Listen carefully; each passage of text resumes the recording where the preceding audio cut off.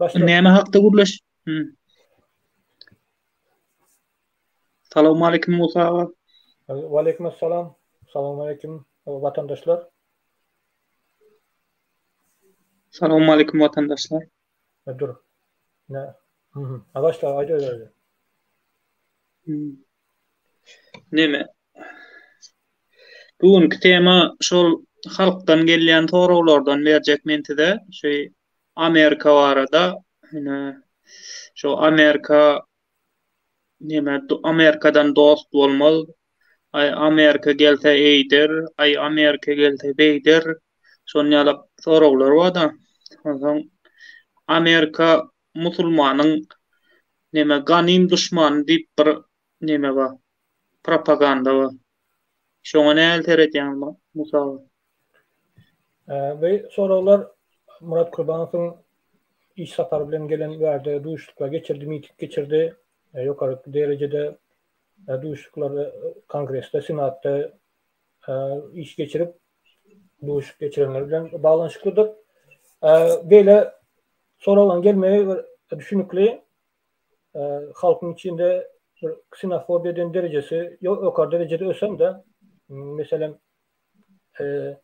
ne yurdu çerçöller, tatlar, şatırlar ele alacak oluyorlar, yurdu bölecek oluyorlar, Özbekistan'a geçirecek oluyorlar ya da başka misal bize Turan gerek değil, Türkler yurdu dolandırır deyip şonyalı ya da Oruslar yaman ya Yevreyler yaman yine kimler yaman deyip hemmesinin düýbi hamrmayası şonyalı adamların bir yani sorulardan.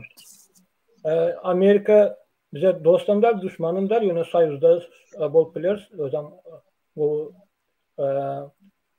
iki tarafa bir bahbetli hizmetdaşlık gruplar deyip fikir edeceğim. Biz dünyada hazırki energetika merkezi olan Avrupa bir gazımız var, demitimiz var, ködürlet bilir.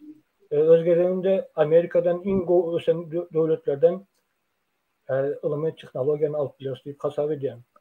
Eger de Amerika bilen hyzmatdaşlyk gurmaly däl bolsa, meselem Katar, Saudy Arabistan ýa-da Ýaponiýa, Singapur, Gündoğar Koreýa olar gurmazdylar. Esasen meselem ýene mysal getireýin-de Ýaponiýa diýen döwlet şoň üstüne 2 sany atom bomba Amerika ýagdyrdy, taşlady-da.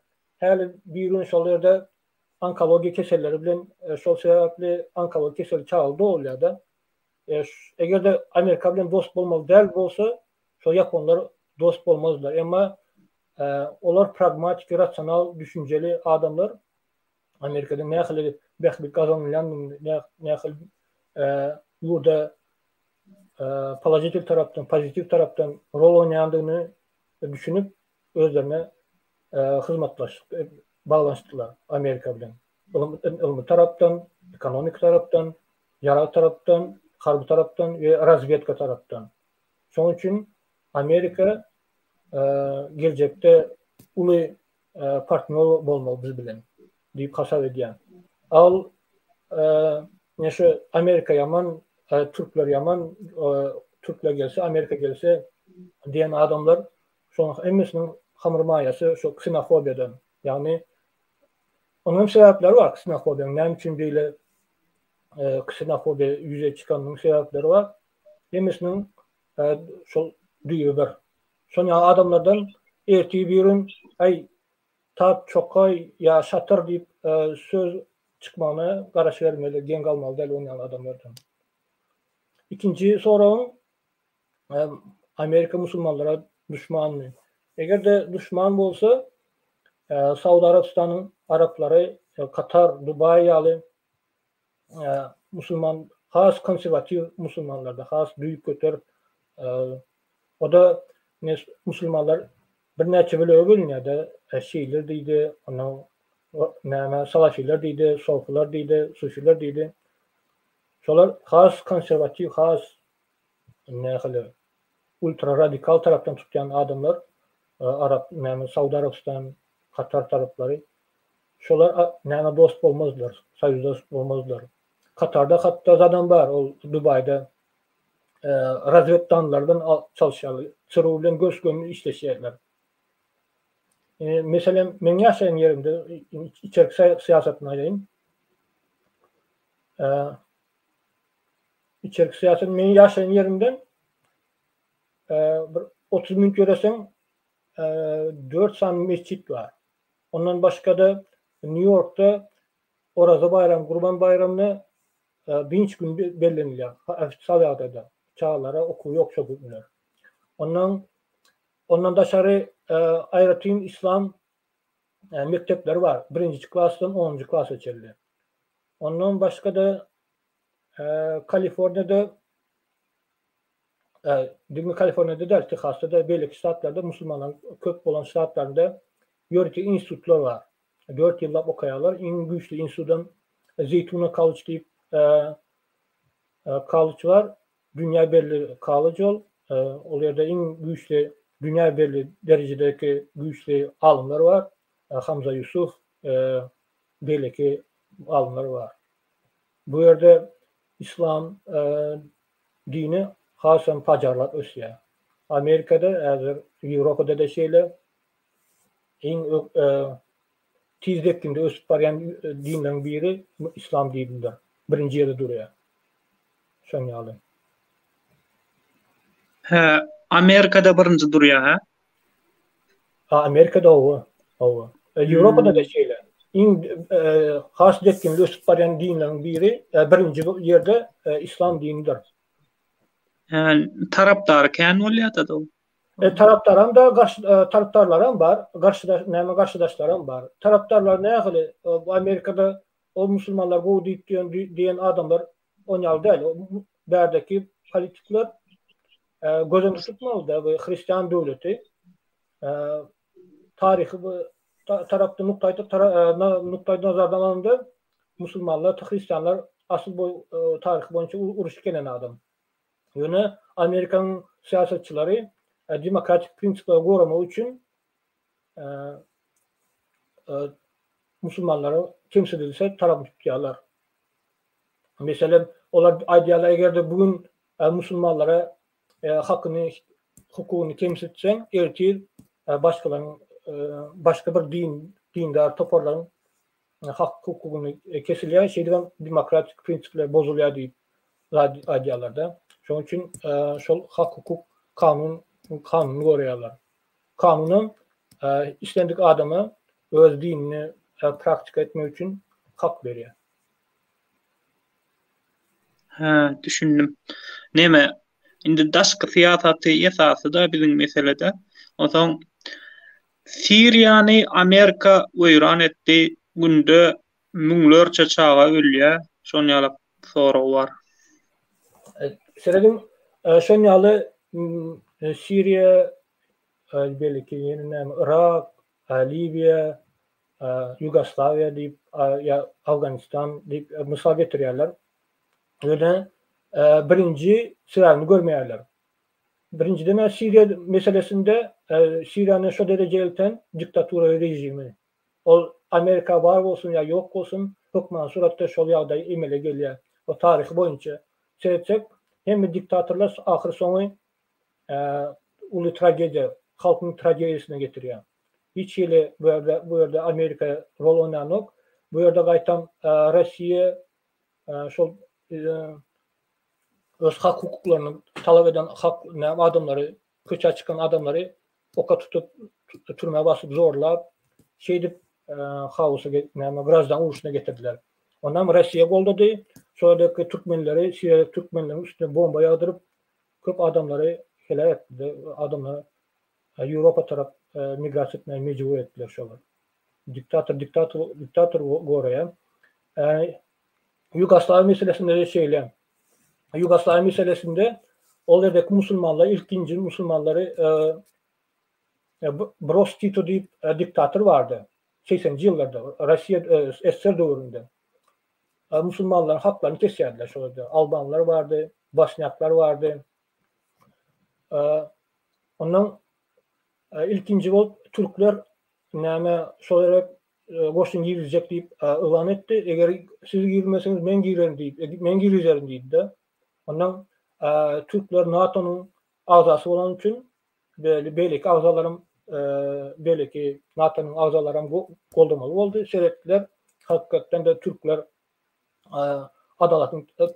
adaletli talep ediyorlar. Ondan şol Yugoslavya'daki diktatör rejimi yıkmak için kömek ettiler. Orada Bosniyalar, Müslümanlar genosit ettiler de. Ondan bu yerde Rusya'nın propagandası şol Slobodan Milosevic deyip Müslümanlar kıran adam var. Genosit eden adam. Şona Rusya'nın patriarkı Alexey II mi?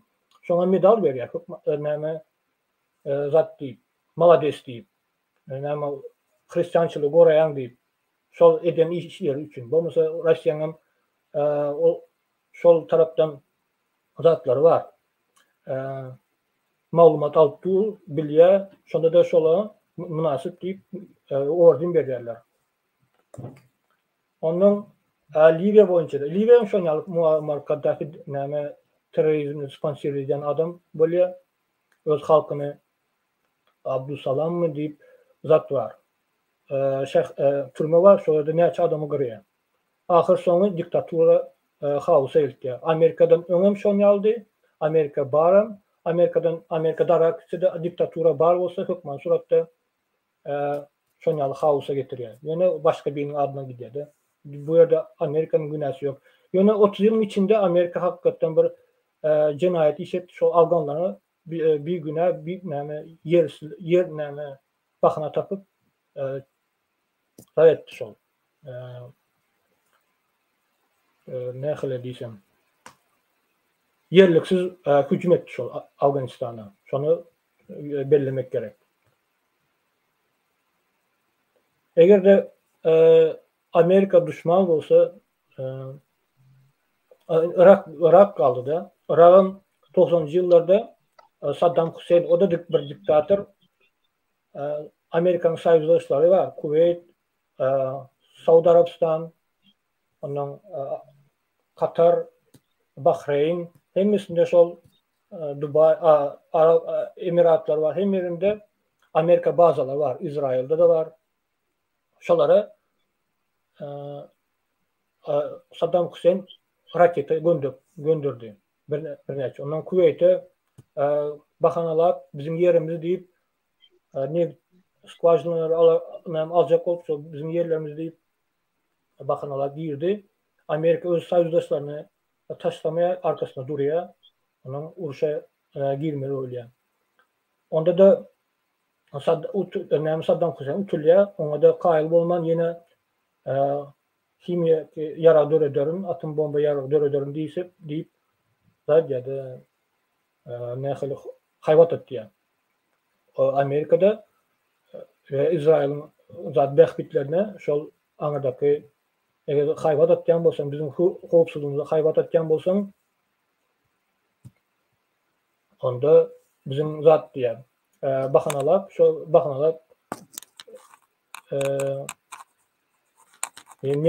gazlar vardı. Eğer de hop atken bolsan, yurdunun bay olsa onda hükman surat onyalı yurtlar darılmana getiriyor. Üstüne çözülmanı getiriyor.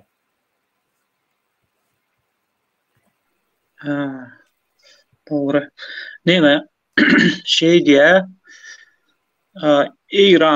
İran'daki protestleri Amerika başlattı. Amerika İran yımırıya böyle. İran meselesinde yine şu diktatura ne için bir demokratik yurtlarda şonyalı hiç veyrançılık yüze çıkamak. Mesela ne için Brezilya'da da ya da yine Avrupa'daki demokratik yurtlarda şuna bozgulan torunu. Çok mansur diktatör. Ondan sonra diktatörlerin birini yamanlamak için, birinin özünün politikasının yanlışlığını aklamak için, yanlışlarını aklamak için onların birinin boynuna koyma öyle.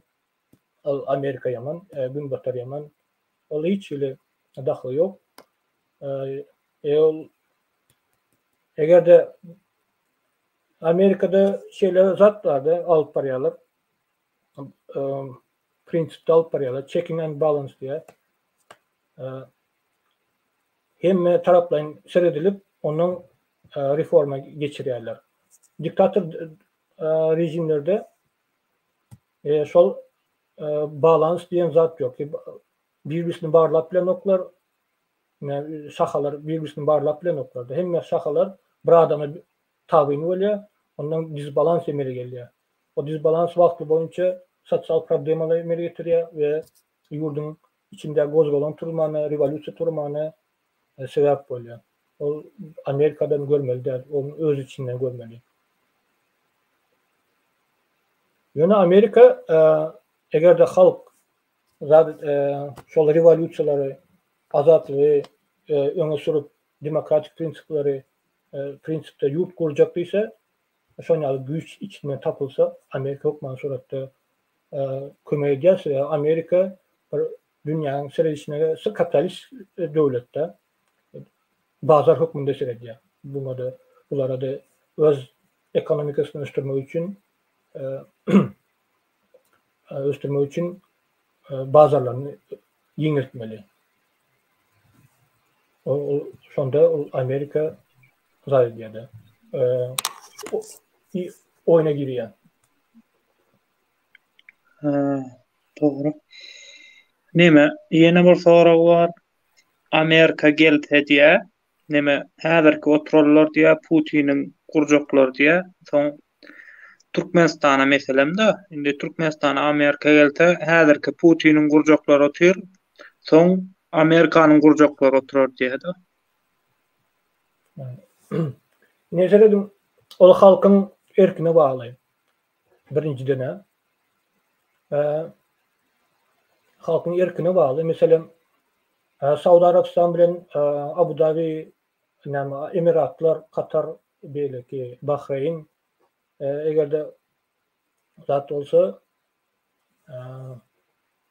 gurjak bolmaly bolsa şol gurjak bolardy. Emma olar öz bähbitini bilýärler, öz halkynyň bähbitlerini bilýärler. Abu Dhabi'deki hem zawut fabrikler, jaýlar kim gurdy diýip pikir edýäňiz? Amerika. Şu Burj Khalifa açyp görün, injenerler kim? Architektörler kim? Ya belki gaşinçiler var, belki jaýlar, binalar var. Hemisi Amerika gurup berdi. Yani Amerikanlar aydan yok, biz size jaý gurup berdik, sizi adam ettik deyip aydan diline çolamayarlar.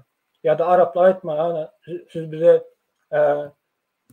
mektep kurup berdiniz, üniversitet kurup berdiniz deyip size çok kunalı deyip bizdeki mankurtlar, yağlı Orsan mankurtlar var biz Türkmenistan içinde. On yağlı mankurtların Araplarda yok. Sebebi olan halkın erki var. Özünün yine ideologiyası var. Eğer de hukman o näme zat diýsen, hukman suratda bir gelip oturar Amerika'da dolandırası gelir, Orsan dolandırası gelir, erkin öz halkın erkinligini versen, elinden alsan. Türkiye'm gelip näme dolandıracak olar, istendik yurt dolandıracak olar. Şonun için sen sürmäni öğret, yöne jylawyny bermeli däl de. Gysgaça son ýaly. Neme diye? Amerika gelse diye, Avrupa Amerika gelse diye, kakras bilin diye gadymyz olara gerek diye, ondan şu gadymyzy ulanarlar, hem yurdumyzy bölerler, eýle. Meni aýtdyma şol ýaly adamlar, ksenofobik düşünjeli adamlar da Amerika'nın özünün gazan neftem yeterlik, gaýtam Amerika häzir Ýewropa suwuklandyrylan gaz satýardy. Özünün gaz kompaniýalaryny östürýär, satyp. Ol Amerika gelse gaýtam iş orunlar gelir. Investorlar gelir, ulu investorlar. Öz gezende Xitay mawjudundan soň düýüp göter şol kriziste de ondan mawjudu giden soň Amerikanlar çağırýarlar. Amerika 400 tane Amerikan kampanya näme Xitay var ya, häzirki ekonomikasan güýçli şol. Amerikan hasabyna. Aslında şol birisine düşman ýöne Xitay bilýär Amerika mätäçligini. Hiç egerde Türkmenistana gelse Amerikanlar investorlar gelir, ulu investorlar gelir, öz gezeginde ulu investorlar, kiçik investorlar çağırır, iş orunları açılar. Türkiye'deki näme gulçuk edip yören adamlar vardı. Bizim 1 milyon, 2 milyona golay adamlar var. Onlar Türkmenistan'a getirmeli. Ne için yine şeyle taraftarlar vardı. Amerika gerekler, bize Rus gerekler, Türkiye gerekler, biz özümüzü kaldırırız diyordu. Yine Afrika'da da özleri bize gerekler, hiç kim özümüz kalır, özümüz kururuz deyip fikir eden adamlar vardı. Halklar var, devletler var. Sol yerde yılda 2-3 hükümet çalışını derler. Revolüsiya turya, böyle kozgalan turya, hükümet çalışıyor. Ne için? Ekonomikasını öz başta götürüp noktalar. Öz başta hukuk sistemasını düzeltip noktalar. Amerika şu taraftan bize kömek yardım verir diye fikir ediyorum. Türklerin kömekler yönü Türklerde köp aları zat yoktu. Türklerden medeniyet öğrenmeli mesela. Benim garajım. Amerika'dan, Avrupa'dan teknoloji, ilim, bilim sistemasını, kanun sistemasını almalı.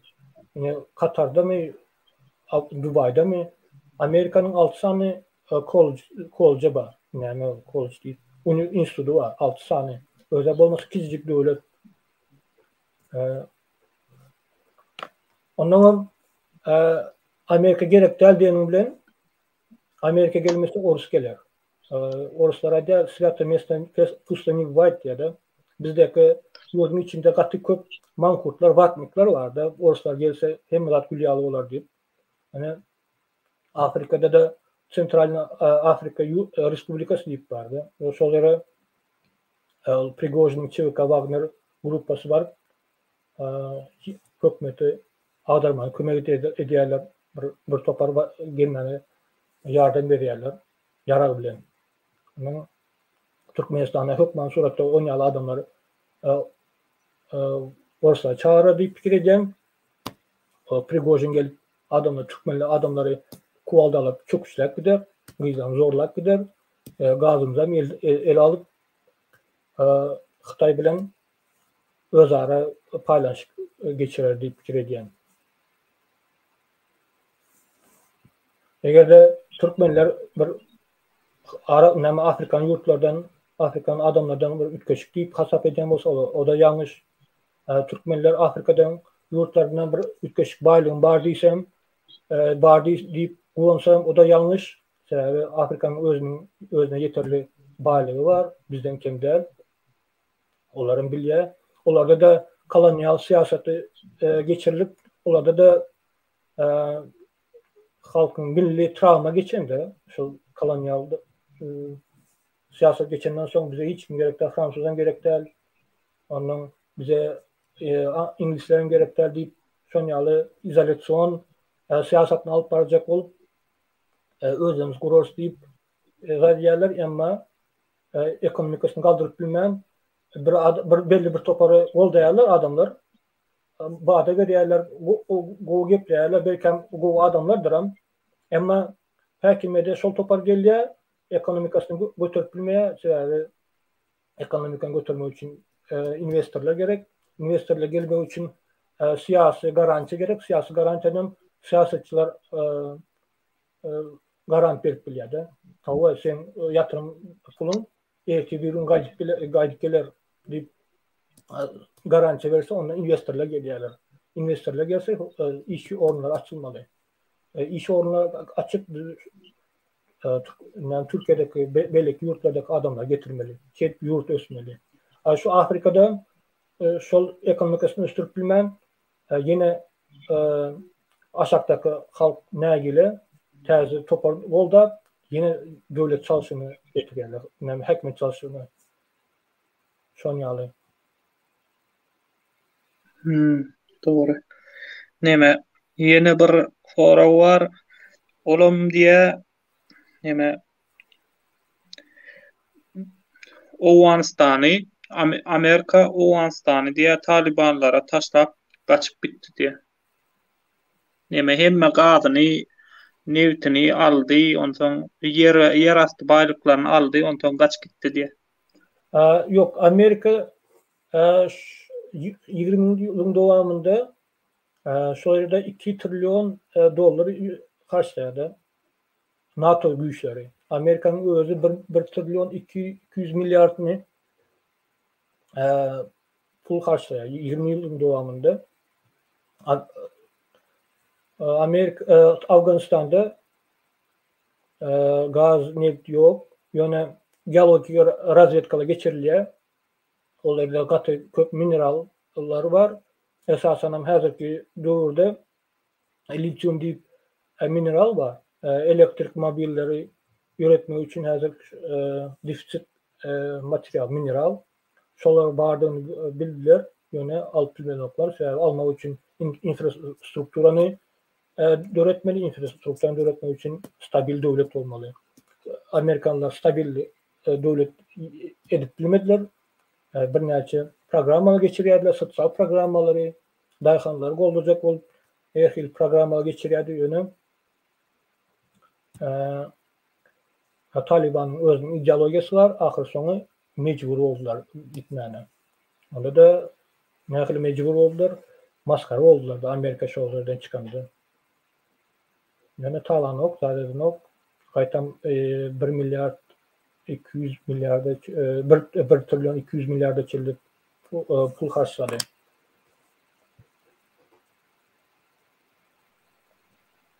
Dogry. Näme Amerika Birleşen Milletler guramatmy diýip soraýardy.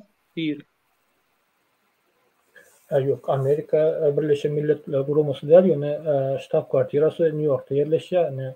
Ýani ýakynda Murat Gurbanow, onuň bayram aktivist dostumuz Amerika o çetinden gelip 5-6 saat uçup şöyle onuň belki Nurcan Dayza, belki kızlar, olanlar toplanışıp miting geçirdik. Şol ştab kwartiranın önünde. Amerika belki döwletleri aza ýöne geçiren pulu şol fonda ulaka möçgörde pul geçirýärler. Düşündüm. Näme Amerika diýe mutuna kömek etmedi diýe, neftini, gazyny alar diýe Türkmenistanyň diýe.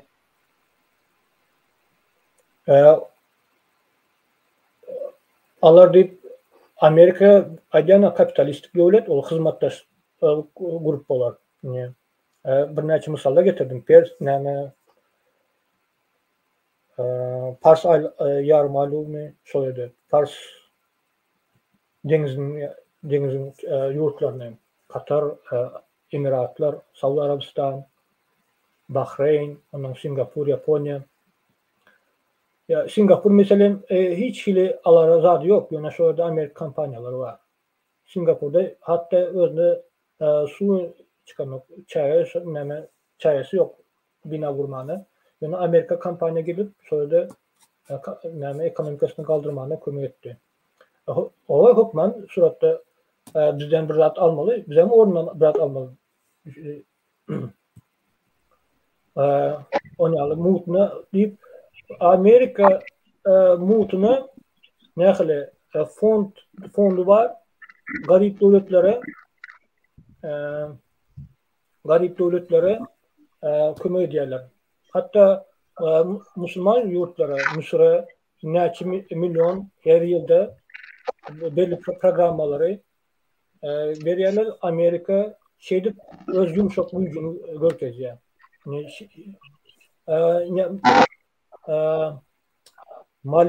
Malidel başlan Malidel, Mauritania musulman ýurt, näme konserwatiw musulman ýurt. Sonra Amerika pul berenden soň şoňda John Kennedy adyndaky aeroportu var, köçesi var. Şol bir wagtda Amerika şolar ekläp zaýdan soň şonun adına bağışlap köç açtılar Mauritanya'da. Mesela 90'cı yıllarda, 92'nci, 94'cü yıllarda gün demir gaz kariyede yani Soyuz dargaya, Soyuz darganda dargamanka şol gün demir gaz kariyeni goldayadı. Bakyadı, yarar veriyordu, vuruş materyallerini veriyordu. Soyuz dargaya ondan bakmana, kömek almana zat yok da, devlet yok. 92. yılda, 94. yıla çelli 1 milyon mi, 2 milyon kare ölüyor, adam ölüyor. Şol açlıktan ölmesin deyip Amerikanlar gümüntar kömeğini iyi veriyorlar. Konserva, beylek zatlar, demir gaz kareye olması düşman yurt, hiç ile azat alamak. Solardan şeylere. Amerika diyenin sebebi Amerika ne için böyle ütkeşik devlet? Sebebi eğer de halkın ahlak taraftan ve akıl taraftan gavat gelende sol devlet üsyandır. Amerika siyasetçileri, yöneki grajdunları köpsi kat ahlaklı ve akıllı adamlar. Mesela sol hazırki örneğinde belki kim ol? Trump geldi, ondan Biden geldi, onları bilemek. Yani tarihte sol Amerikan prezidentleri her gün başlarında iş saatini Biblia deyip kitabı var bunların, mukaddes kitapları. Evangeliya deyip Gospel diyorlardı. Şolar okap her gün okuyan ekenler. Eisenhower deydi, belki Kennedy, onlar sol prensipleri de üseredip şey dolandırıyorlar. Adam soyarlıklı, adaletli devlet deyip, kurmalı deyip, sol prensipleri dolandırıyorlar. Näme? Ýene bir sorag bar.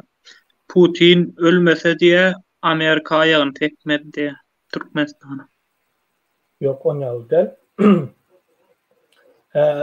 Sonra soralı vardı. Doğruydu. Yani Amerika gelse Rusların gelip uruş turuzor zat deyip biz balans görünüşünde siyasetimizi alıp barmalı. Yani Ruslara eser edip ya birine eser edip biz imsin otursak olmaya. Amerika gelse Rus dahar gelir. Rus koşunların bäri çeker deyip karap dursak yine 10 yıl 20 yıl geçme mümkün. Rus'a karışıp dursak da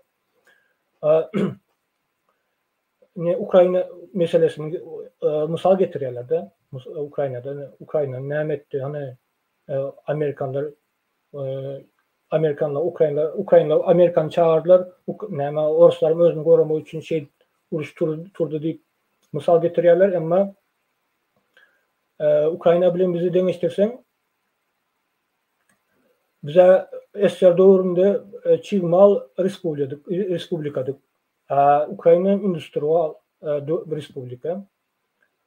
Biz bilen demiştirsen anarda intellektualların sanı 100 200 ise intellektualların sanları köp. Yani erkin açık fikir edip bilen adamlar hasam köp. Anlasın dersini ölçep Avrupa'nı Amerikan sayladılar. Uruşma olsam gaytavul veririz diye yine biz özümüz erkinliğimizi ve geleceğimizi korarız deyip özümüz ölçep de çağlarımıza kaldırıp gideriz deyip sol yol sayladılar. Bizim son yol mert olmalı. Orası şeref durmalı der. O birinci taraf, ikinci taraftan yani Azerbaycan ile Ermenistan arasında uruş turdu. Yani 2 yıl bundan yönü Azerbaycanlılar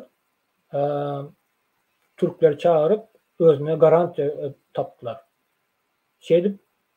Bolmasa Orus bilen Ermeniler arasında ulaşık var, bağlanışık var. İstese şol Azerbaycan üstüne çözüp bilirdi. Bizim şol ýaly Amerikan çağırmalı, Türkiýe çağırmalı, başka bir güýçli döwletler çağırmaly, özümüze garanti tapmaly. Bizi gorar ýaly. Zonçuk diýil ýa-da. Ondan başka da Xitayam ruhsat bermezmi diýip pikir edýän sebäbi Gazakstanda yanvarda şeyle uruşturdu. Hitler men başga 50 ýyldaşlar men bir tokaýçydan geçip bayan internet gelip gitdi men ekranına. Digle otyerun sizi olsun bir 5 minut durjak da sözümü aýtjak siz dowam edin. Assalamu alaykum Serdar ağa. Aleyküm selam. Assalamu alaykum derbaraba. Cemaat bolup oturan adamlaryň içinde bir salam berenden soň bolany bolýaşaýlar Musa ağa. Hava doğru. Sesiniz bölünüp geldi. Şonun için siz salam alıp bersem bolsaňyz, käde gelip içinden geçerli şeýer kime salam berdik azar verme, o wagt bitirme. Musa sesin goýulýarmy? Gelen o.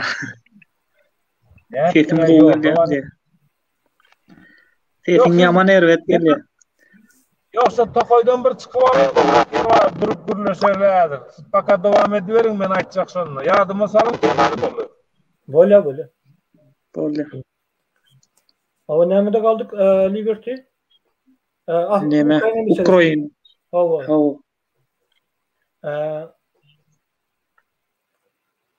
Biz garant kazanmalı. Hukuksuzluğumuz. Evet, neutralitet diyen status bize hiç kömek etmeye de. Yani yakında yakınımızda İran var, Afganistan var. Stabil değil de. Hazıra pul verip şol Afganistanlara gümanitar pomoş hükmünde, gümanitar kömek hükmünde koşadırmak zat veriyorlar. Çözmasın bir serkede arkanı saklasınlar deyip pul para veriyorlardı. Yani bize güçlü yararlı güçler gerek. Güçlü teknolojiler gerek. Ama güçlü teknolojiler için armiyayı kemilleştirmeli. Armiyada NATO standartları boyunca kemilleştirmeli. Onları da Türkler ya da Amerika kömür biliyor. Resulullah sallallahu aleyhi ve sellem deyiptir. Parakatçılık kılıcın sayesinde oluyor. Şunun için öz gücümüze dayanmalı. Biz neutralitet, eylem beylen deyip arkayın bulmalı değil. Biz hükmen suratda Sovyet Sovyuzu'nun galın armiyani dünya standartlarını getirmeli, reforma geçirmeli, kemilleştirmeli deyip fikir edeyim. Ona da Amerika ya Türkiye hükmen suratda kömek edipler deyip fikir edeyim. Ha, düşündüm. Neme? Muta şeyle bir soru var. Neme? Amerika diye Ukrayna kömek edecek deyip diye ortaýetdilen uruşturdu diye indem taşlak gitti diye. Yok. O yalanca Amerika uruşturanok gaytam Amerika öňüni aljak boldy her hili gepleşip geçirýärdi.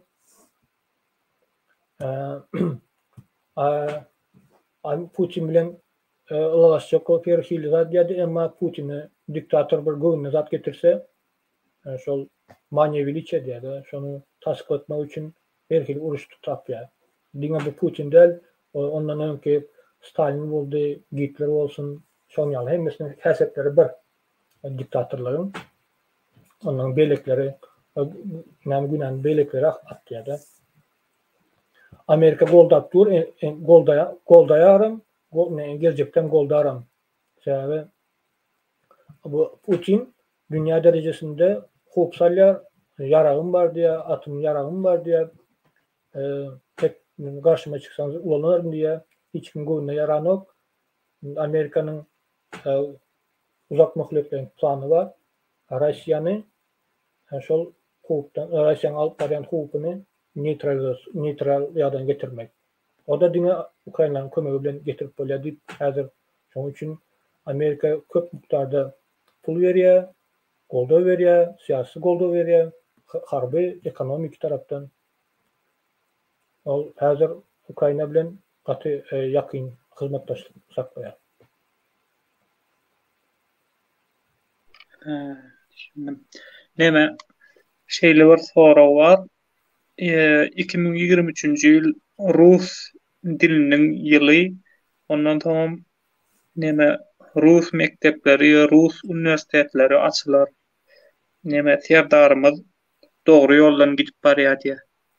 Ol Senin hiçlik ahmetsiz pragmatik taraftan alıp baren siyaset değil de birinciden adamlara Allah'ın veren saylov hakkını vermeli adamlara.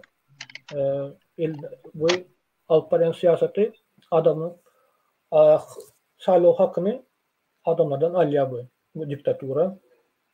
Ne mi diyecek olan? Ya adam ister mi İngiliz dilini öğrensin, Fars dilini öğrensin, Arap dilini öğrensin, Fransız dilini öğrensin. Esasen hem hazırki dövrde pragmatik olma, rasyonel fikir etmeli. Hazırki dövrde kaysi dil dünya yol açıyor, kapılar açıyor, yani açar veriyor. İngiliz dili, Nemis dili, Fransız dili, belli bir derecede Türk dili, Avrupa yol açıyor, Xitay dili, sonyalar. O Orus dili hazır ılım taraftan alıp görsek de çap edilen statyaların miktarı katı az. O nem demek? Demek şol Orus'ta hiç yili ılımı derecede ılımı iş alıp barılmak ya da kat tez alıp barılıyor. Medeniyet tarafından sonyalar. Hemmesi önkü SSR dövründe bolan yurtlar Orus dilinden izah diyorlar. Yüz döndürüyorlar. Gruzya'da mesela verdi Gruzinler görüyorlar. Men yaştaşlar, menden pes, menden ularak Orusça bilen oklar. Azerbaycanlara fakat bir ökte Oruslar, ben Orusça bilen ok. Ermeniler biliyor, köpsü biliyor. Yani niye dedi bu şu an Ermenistan? Haysi ni tudan ni suda diyenim. Mesela Özbekistan'da da şonyalı.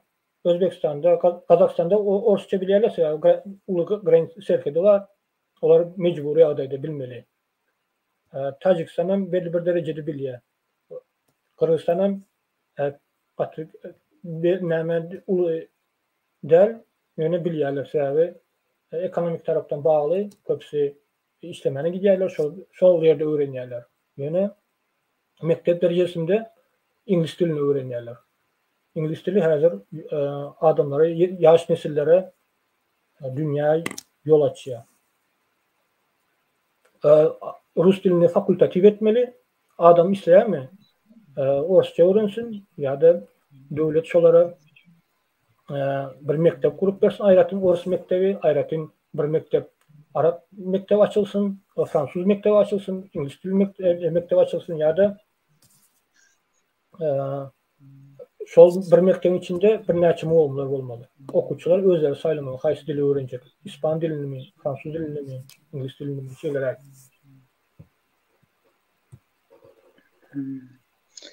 Doğru. Hemen Musa şuun bir neme oldu da ýagdaý boldy. Indi Türkmenistanda şol paraforlukda tutulan adamlar ine biletleri satıp ine daşar ýurda gidýän uçorlara biletler satyp şolaryň üstünden viziatka galanan adamlaryň neme pullaram tutuldy, özleram tutuldy da oňsoň şo pullaram döwlet gaýryna geçirdi. Men şoňa gaty ýalňyşmy diýende. O gaty ýalňyş. Sebebi onu balıklar tutulýar, ýöne tora ulu balıklar düşenok. Bu nonsens da bu. Tor bolsa bu ilk ulu balıklar tutulmaly, kiçik balıklar kaçmaly, tutmaly. Bu tema azap geçeli ýöne mümkin bolsa şu Amerikadan Amerika değişti daşary siyaseti boyunça sorular olsa öz pikirlerini aýtsaň sen de Liberty'ya Serdar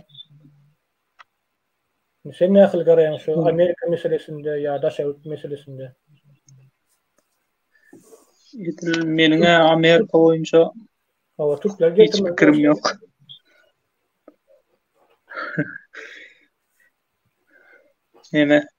Yine bir soru vardı. Men aýdýan göre Oruslar bilen aramyz üzmeli derse 70 ýylyň dowamında biz näme diýsem meden tarapdan hem ara bağlanışymız var, siyasi tarapdan hem siyasi ve ekonomik tarapdan ara bağlanışymız var. Ýöne biz din derecede seyretmeli. Olar bize Kreml'de oturan adamlar bizi hasar edemekler. Meşhurda Orşet'ten çıkan Altay Altay deyip bir yurt vardı anırda. Altayka diyorlar özleri. Men duşanda zat deydi. Men o öz yurdumda Keseki diýärdi. Ona Çurka diýipdirler. Diğerine kimlerde. Öz yurdumda. Oruslar da Altay. Yani halkından. O Kreml'de oturan adamlar bize hasan edildi. Şol Türkmenler var mı yok mu? O näme Tacikistan prezidenti öz wagtynda reforma geçirecek oldu. Öz familiýalaryňyzy iznak o ýerleri aýrym bize gelişen ok Tajiklere bolmaýar diýse Orsan arasında ulu publikasında, medyasında gok kalmalar oturdu. Ay sen bilen mi sen adama dem Oruslar zat deyip sen özünün malyna serden ýaly edýärler. Dem derecede seyretmeýärler. Senin hakkın var çalışmany, başgalar saylamany hakkın var diýip pikir eden oklar. Güne getirmeýärler hatda. Hazır Rusya'da faşist rejim döredildi. Umberto Eco deyip İtalyan publisist, filosof, sosyolog vardı. 14 tane faşizmin alamatlarını yazıyor. Sol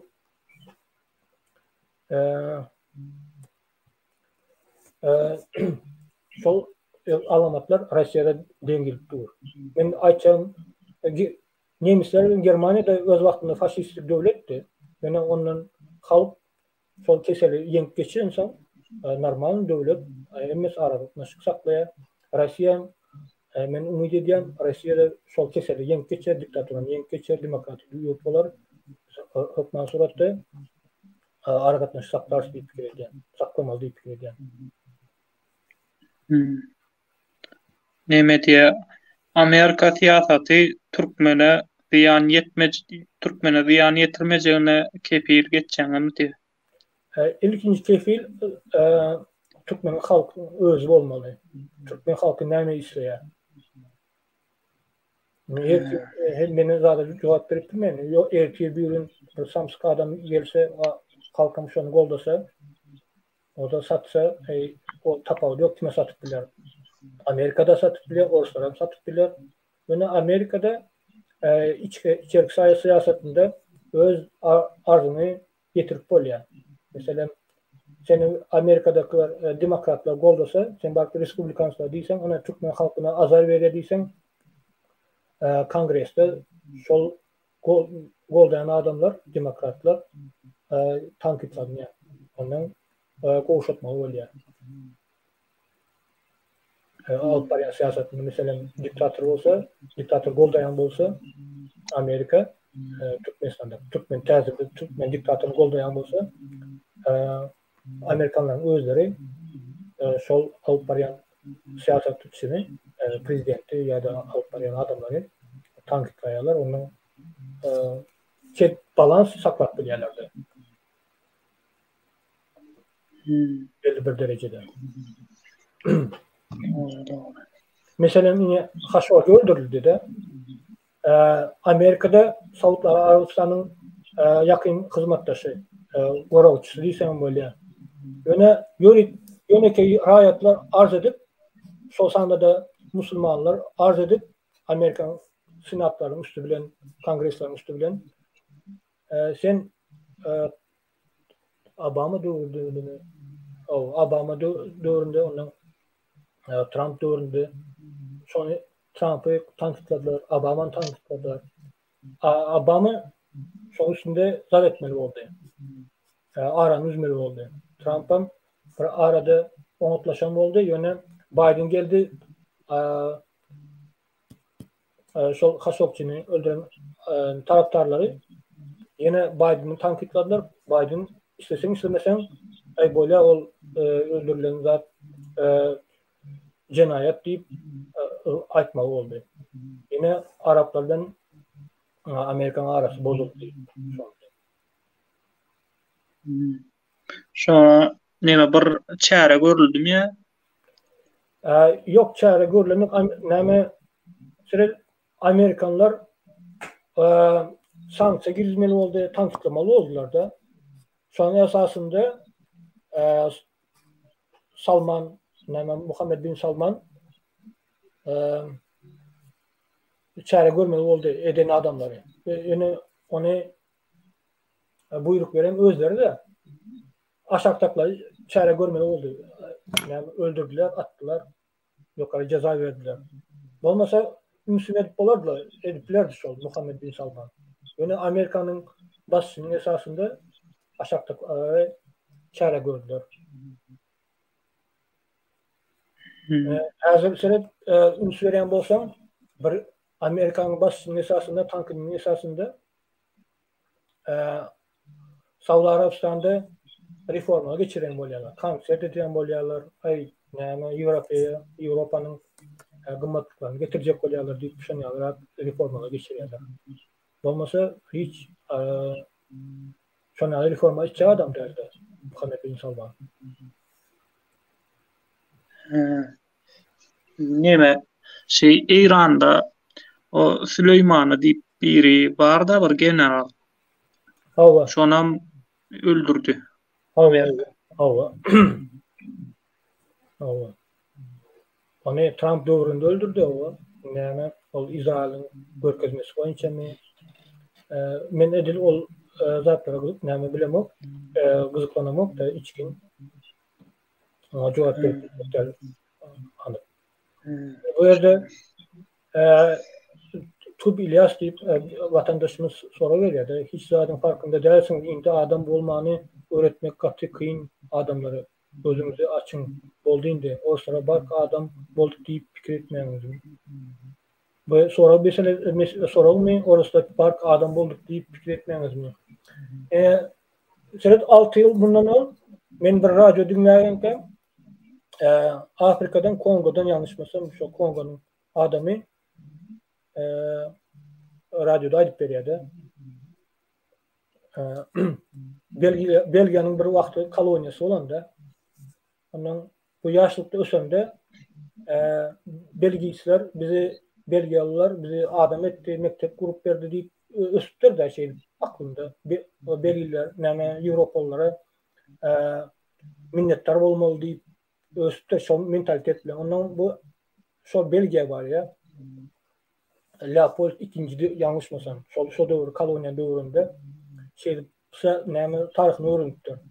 Şöyle otursam gatı ilginç ceza verin hakiminde kir hükmünde hasaplattırlar adamları. Ondan hayran kalıptır. Bize bunlara tazim edip diyoruz. Bunların bizi şeylere şu vakti şolmayalı deyip hasap edin hakim deyip görüyordu. Arada şol bir yıl bolanıp yanlışmasam. Şol Leopold'un statüsüne kızıl kraska koyup maskara ettiler şunu. Ayrımalı oldular. Olmasa Belgi'de şunu ne vereleri intiham dolandırıp dur. Son yalı tapağı yok. Afrika koloni oldu ya Türkmenistan koloni oldu ve imperiyanın aşağındaki olan siyaset emmesi bir. Bizi adam eden Allah Teala başka da der. Dine adam ediyor adam. Orsan del Amerika'nın del.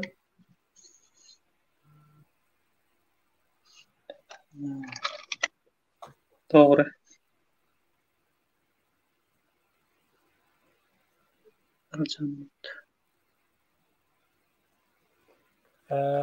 Serdar abi açacak adım var olsa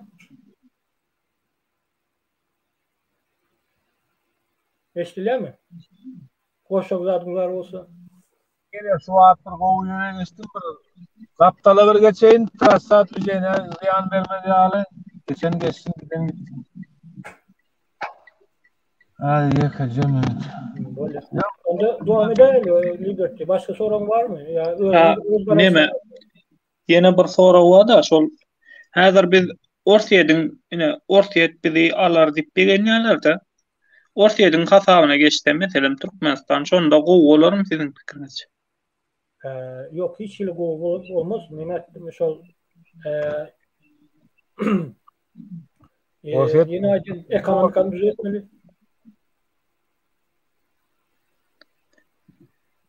Aydın. Platon Grek filosofaydı. Bir öz halkını zalimlik eden adam beylek halka erkinlik getirip bilmez dedi. Sonki aylanın doğamında Orset'ten bir neçe milyon adam kaçıp gitti. Yolu yerden kaçan oklar. Ben bu yerde özüm her hili yol ben kaçacağım. Meksikan tarafından Amerika geliyorlar. Bir ayal maşkaladan duyuştum da özüm vraçtı. Chirurg vraç. Eğer biznesle meşgulanan yöne bizdeki yağlı rejim şol.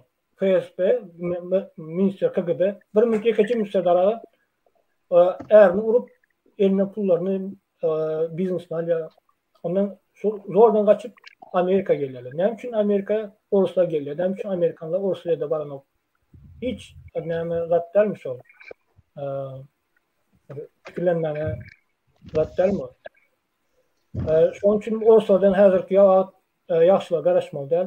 Belki düzelse, onatlaşsa ondan ederiz. Hizmetleşlik kurmalı olabilir. Yakın hizmetleşlik. Sedar ağa diyorum. Sağ ol minnettar Musa ağa. Sen sakalını izine koy ağam. Kelleğine de silindir gey, eline de üstüne de frak gey, eline de tapor al. Seydi profildir bu bir surada düşürer seni. Çisti Abraham Lincoln. Ey adamı benziyor, yedi adam benziyormuş. Benim şahsi görüşüm bilemek. Bir denek göreli formasını giyip bir surada düşüp bile bir paylaşanı. Adam Abraham Lincoln heykeli bile deneştirip göreli. Demek yankışı Amerika, Türkmenistan, Xitay, Afganistan, İran'daki bolup duran ýagdaý, Orsetdäki bolup duran ýagdaý, Orta Aziýanyň çaýka oturuşlary, Özbekistanyň gazsyz goýdular mysal üçin şoňalyk zatlar bildiňizmi? Kem bir eşitmedim, ýadyma salsaňyz men aýdaýyn diýdim biraz. Näme Amerika gowy diýjek bolýaňyzmy, Orset gowy diýjek bolýaňyzmy, näme gowy diýjek bolýaňyz? Hayır. Kim gowsa Allah, kim kömek etse de oňa da teşekkür ederiz diýen. Yo, siz Amerika hakda näme aýtjakdyňyz? Näme? Serdar ağa. Ya politik yani şahs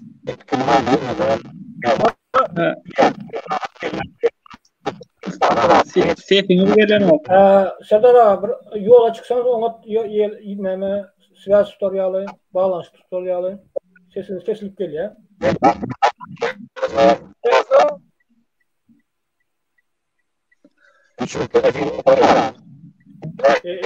Baştan näme sesini ölçülmeli bolýan, näme vatandaşlaryň görüp düşünmek wagtyn. Liberty. Aýdyr Musa. Yok, yine soru var bolsa vatandaşlarymyza aýtjak. Men şunu bir munçuk göreýin. Sorular. Men sorular aldım da näme? Belki men sorulara cevap berendirim. Ne cevap şurada Musa Siriya hakda yaman soru ken şo Siriyany bir düýplerek düşündirseňiz bar. Näme näle başlady, näle bitdi, Amerika näme etdi şonu bir düýplerek düşündirýärsiňizmi? Yok, hazır vaktimiz çekli, hazır men cuma namazına gitmeli de. Bir soru olsa. Öyle. Beş kaça cevaplar versek.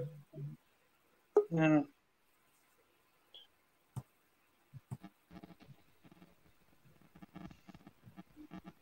tek Serdar ağam bir koşulup ebrat aýtma. Ona da söz vereli.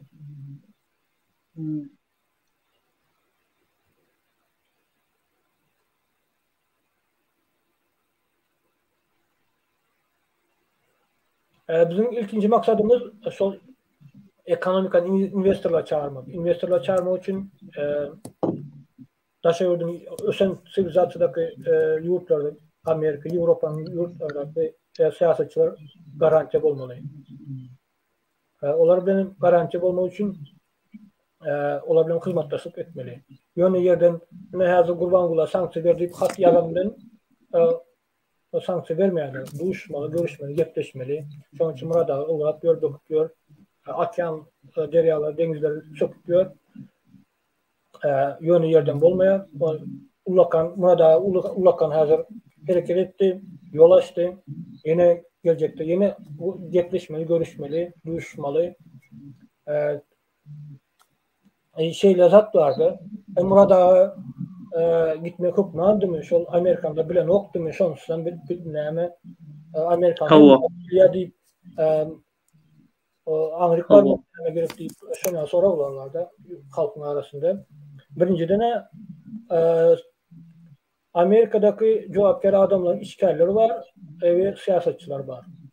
Siyasetçilerin 99% bütün 9%'i Türkmenistan hakkında absolut iyi hissat bilmeyenler. Onun işgalleri meselesi boyunca sırrı diyenler CIA razvedka gulluğu ol absolut etmek gerek değil ya idealize etmek gerek değil. İdealize etmek, absolut idealize etmek ol çağ gurrunu ya samsıklık değilmekte. Hem de bilip bilmeyenler misal getireyinde şol Amerikanlar bilen Ukrayna uruş başlamazdan Ukraynalar 3 günün devamında yıkılır. Yani dargar Ukrayna dargar deyip fikir ediyorlar. Silahı ölçek koyarlar, sanat koyarlar. Yönü hazır görsek enten 9 ay geçti. Yani uruş enten uruş doğan etti. Gaytan Ukraynalar Orslar yeniyor. Yoştan öz teritoriyalarını boşaltıyorlar. Son Amerika'nın razvedkasının kimçiliği şu. Öz misalımızdan getireyim de Amerika'nın çok Sarudian saytı var. CIA.com yani açık görseniz .com Türkmenistan hakkında malumat var. Türkmenistan hakkında ilatının sanı 5 milyon 700 deyip yazıyor. Kavaqtı 6 milyon deyip 200 deyip yazıyor. Yine hakikaten Türkmenistan içinde 5 milyon yok, 4 milyon yok. Yurdun daşındaklarda ne olsa 4 milyon yok. Senin şol kemçiliği demek hem işgaller, cevapkar işgallerim dolma olmak bilmeye. Siyasetçinin beter. Türkmenistan var mı ne mi? Var. Amiber'de senatör var. Amiberi. Central Asya bilen Pacific Ocean yani Asya cevap veren ki Xitay'a, Tayvan'a, Singapur'a, Türkmenistan'dan beter milyon san problemi var Asya'da. Onlar şol zattı. Şoların aladasında, onların meselesini çözmekte. Sen duyuşmasan, görüşmesen, aytmasan onların yadından düşmeyen Türkmenistan. O ayet geçerler bir malumatta Türkmenistan'da şeylere din taraftan, azatlık taraftan hukukla kesildiği adamlar basit size var ediliyor deyip ayet geçerler yönü Paveska ne diye de ajenda kongrese geçilmeli. Kongrese çıkanda Türkmenistan hakkında gepleşmeli, yolunu bulmalı, atışlar etmeli kongresmenler. Yani bir kağıdın üstünde kalmalı. Onun için diye duş gerek. Duşmalı. Hakikaten Fransa'nın gelen Türkmen vekili var. Din fikirli, demokratik prensipli korat bilen, saklat bilen adam var. İzinde adam durup halk ya deyip göz yetmeli onların ondan sonra hareket etmeli mümkün. Nasıl hareket etmeli mümkün? Birinci vakitte birinci gelecek. Önemli için diktatura var bizde abi yurdun içinde informasyon yetirip onu. İnformasyon yetirip yani internet kullanmayan adamların da sanı miktarı 5% yetemekte bizde. Amerika siyasetçilerin basının esasında şunu boyutlar ayırıp böyle ya da bir yani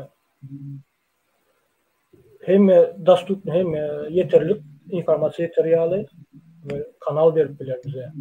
Yani ayırıp bilir. Sonyalı bize kömür bilir. Değil mi? Ha. Edil şu meselede Musa Türkmenistan'ın prezidenti neme diýär hana neme diýär. Nime Ayratin o Hytaýynky ýaly Ayratin internet etjek bolýar diýär. Kim başka Şol kim düşünmedim.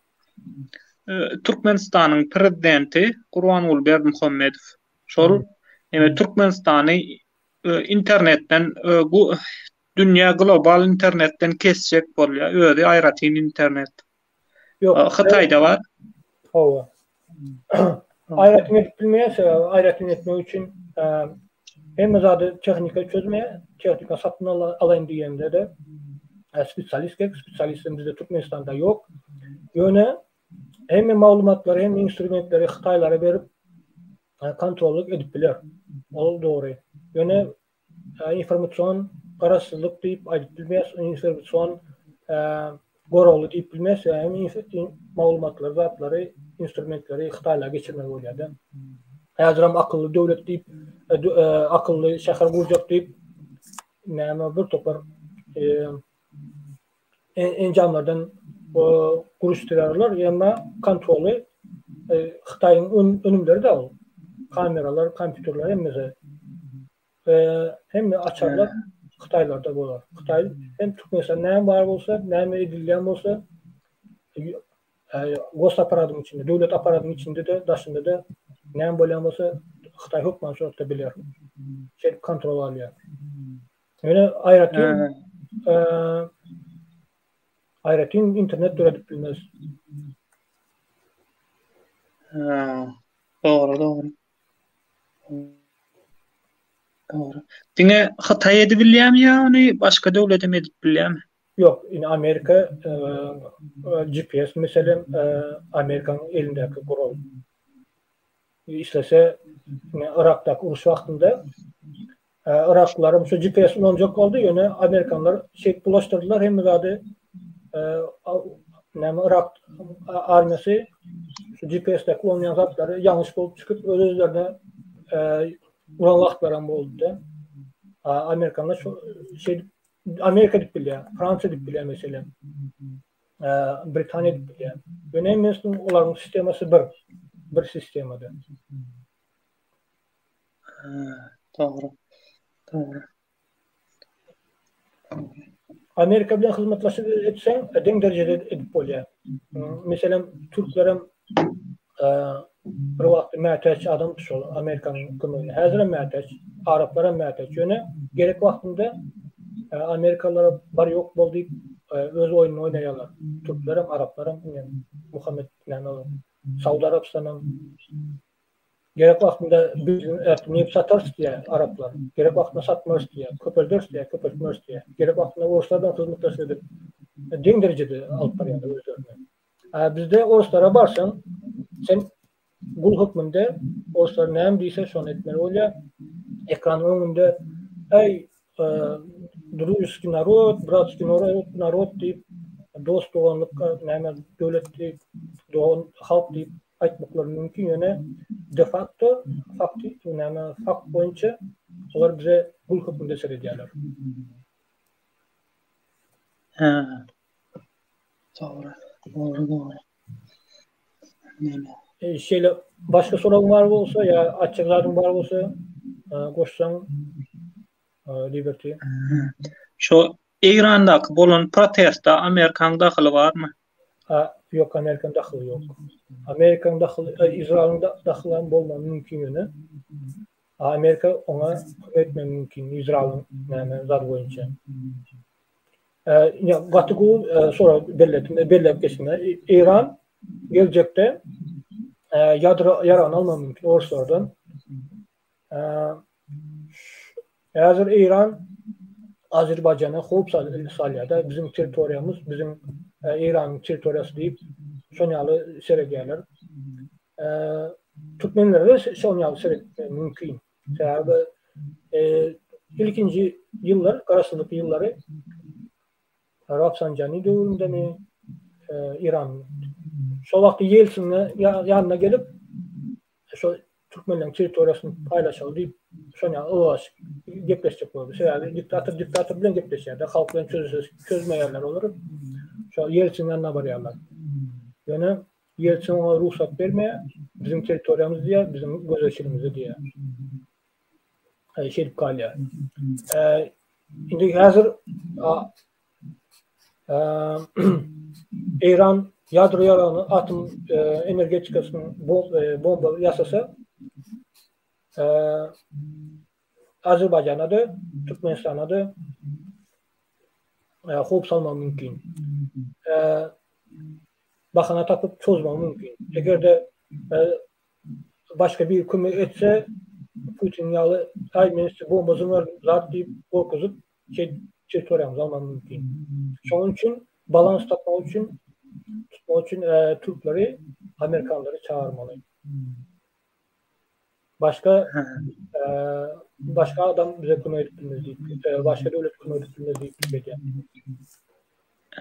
Doğru. Ya Xitay'ın çağırsa bile, yani Xitay'da da автократия da halkın işlerini qaramaya, halkların işlerini seyretmeye.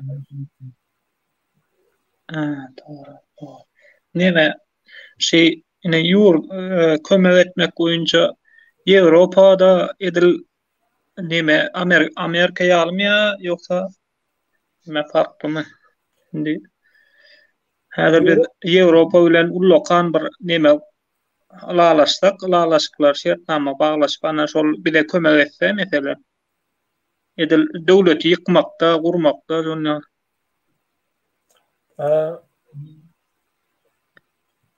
Şeret Germanya mesela yumuşak güç gatı olan yani. Hem yerde German centerlarını açıyor, daşarlıklarda. German dillerini öğretiyorlar, German medeniyetini öne sürüyorlar. Afrika'da kömür ediyorlar, Amerika'ya alır. Fransızlar hem şu an alır. Devletlere kömür ediyorlar, gümrükler kömür veriyorlar.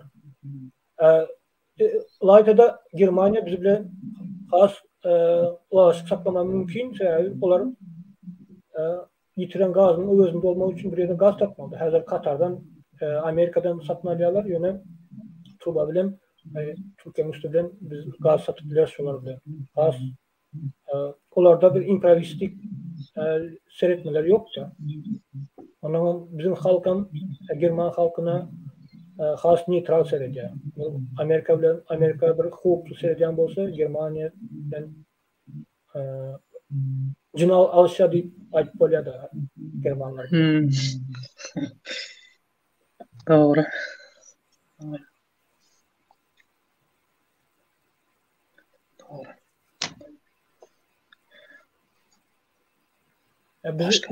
Yeni açıkladım şu an. Bizde verdi miting geçti. 10 adam toplandık, 12 adam toplandık. Yine Gata As ve Murat Kurbanov Görkezen'de yüzünde halk vardıysa 20-30 adam az. Bize ağzından bir 100 adam olmalı. Görkezer yalnız. Hakikaten de liderimiz var. Liderin arkasında halk var deyip Görkezmelerini o mitingler katlaşacağız deyip adamlar demokratiyat isteyer deyip Görkezmeli. Bizim halkım adamlarım kaçıyor. Hissat gerektir deyip kaytan gul olacak, gul balmağına devam edecek deyip şunu alayım. Doğru. Tamamlayalım mı? Hova. Tamam. Yani bu Serdar abi geldi sonunda benim Mustafa da gitmeli. Serdar abi açacaklarımız var olsa boşayalım. Son tamamlayalım. Evet Allah. Ne vatandaşlarımızın teklifler var. Salam yollayalım. Ama indi meşgul kayn öde oturup gideyim de gayradet beni gepetme yolda. Böyle başlan böyle. Var nesip olsa bugün var Varşava'da sol Türklere karşı diktatörlere karşı birleşken etil diktatörlük rejimlere karşı Varşava'da Madaya Ansikler görüşüden adamların büyük bir topluluk var. Amerika'dan var, İsrail'den var, Kitay'dan var, ehli yurtlardan var. Osmanlı Respublika'dan tembole var. O şimdi mesela salam açacak adınızda neler ruhsat ediyor. O da değil mi Türkmenistan'ın halkının, Türkmenistanlıların adından değil mi?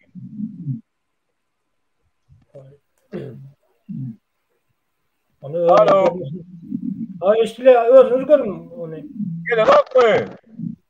Eştile o. Konstitusiyanın birinci maddesi Türkmenistan'ın grazanı Türkmenistanlıdır. Gazlı grazanın Türkmenistan'ı bolunu. Bunun böyle nesip edenler. Yani oraya karşı var mı yok mu? Yok. Kolda yapmamız. Dayanmadığınız milletler ehli halk olmayız. Allah canım bizi koldasın. Amin. Amin. Hükümetin kavatı bu temaları ediyorsunuz. Bir yolda nemeler katı görmeyin. Diyeceğine katı kâin oldu. Diyeceğim edecek. Ağlayımda elini verdi. Böyle sağlığınıza söyledim. Öyle rejim mümkünler. Açın geliyor. İyisiniz. Bana yağdadım. Tıkkı yanıma gelip verdi. Neyle adamı? Böyle şeylere tamamlar mı? Buna maydayalı bularız. Hadi. Buna o. Yeni bular. Yağdır kulağılığını yağdır sonra hareket edecektir. Düşünün o burada. Adımdır. Kırtandır. Biz düşman ne? Gözünüzü açın. Ocağız kıyı ayağın maşkala birinin yecesi. Ocağız erkekler birinin ataları. Ulan ne yapıyorsunuz mi? Tarih verip geldiler, bunlara ruhsat verildi. Prosta bunların vakti tutardı. Taze komitetin başı gelendir yerine ya da bir ütkendir. Ya da bir kovda görünendir de bunları yok etmek için bunlar çarşatık veriyorlar. Bütün Türkmenistanlı'nın şunun alak durmuş karışya. Dine hükümetin işgallerinde kommersantlar ne ettiler? Musa'ga 2017-2016'da biliyor musun? Bokun çıkardılar. Ay senin köyün var mı? Hemen var mı? Zadın var mı? Magazinin var mı? Sen 20 yıllar, 15 yıllar telekeçi olmuşsun. 15 yıldan beri nalog tölemezsin deyip adamlara milyar nalog çıkardılar. Ama benim çağırıyorlardı. Benim diyene adamlara töleye korkup üstüne para da veriyorlar. İşte mi? Şu derece bu halk kellesine ağırdası gelen böyle pul verip çözüp olarak adamların şuna an getirmeleri lazım. Eğer hakikaten yurdumuza yaşamak, güllemek, ösmek, Allah canı da o dünyada insanlar Allah benden bir razı olup bildi mi kadip Allah rızasını bir kazanabilmek olmalı gayemiz. Biz Allah rızasının gaye tutan vaktimiz kalan zat dünyada zat oyuncak olup elimizin kiri olup elimizde geliyor, ayağımızda geliyor. Dünyanın malı. Dünyanın malı. Dünyanın malı. Şimdi Peygamberimiz Aleyhisselatü Vesselam ne deyiptir? Bay olmak isteyen Müslüman tüccar olsun deyiptir, sövdegar olsun deyiptir. Al sana Türkmenistan. Her kime bir hektar yer. Her kime bir gaz puduğundan iş orun pay. Kakoyta prosent. İşten Hıtay'a gidin. Amerika'ya gidin. Nereye tırva çekesiniz geliyor. Neyden proyekt takip biliyorsunuz? Kim kovu yatırımcı etip biliyor. Edivermeli. Gerek olsa Avustralya'ya gaz çekip vermeli. Mesele değil. Gerek olsa Avrupa Sputnik becerip Wi-Fi bilen Sputnik signal bilen Avrupa elektrik bilen üçün etip biliyor. Mesele değil. Misalı kurumuzu işlene tayarlanan proyektler patenti bizde Allah'a şükür. Bize diyelim Türkmenistan'ın halkında patenti. Bu kadar. Yani bir gün bir rahat çıkarıp biz öyle tattık değil ve adını yazıp oturmasınlar azeden duyduralı. Adamlar minnettarsı devam ediverin. Ben yola seyredecek bağışlar. Böyle sağ olun. Var. Emma Allah'a canı da acan sağ 2 yıl bunların evliya vasından Türkmenistan alıp paraydım, kâva alıp parayıp Allah'dan bir dileğim var. Allah'tan sonra bak bütün Türkmenistan'la müyesser etki inşallah. İnşallah. Böyle bu temamız Amerika hakkında. Aklınızı ilan edin cümleniz. Böyle. Ne bu yerde bizim Orus familyadaki ova yeva koşulmasını ayırmalı hem de hukman. Senin hukman diyen zat etmeli der demokratik prinsipte yöne adamlara düşündürmeli, aytmalı. Öz milliliğimizi saklama için, dikkat etmek için öz kökümüze seyretmeli, şolara terzen dikkat etmeli deyip. Yöne hukman deyip, mecbur deyip etsek o demokratik prinsipleri bozarız. Neşe tamamlayla onda Liberty.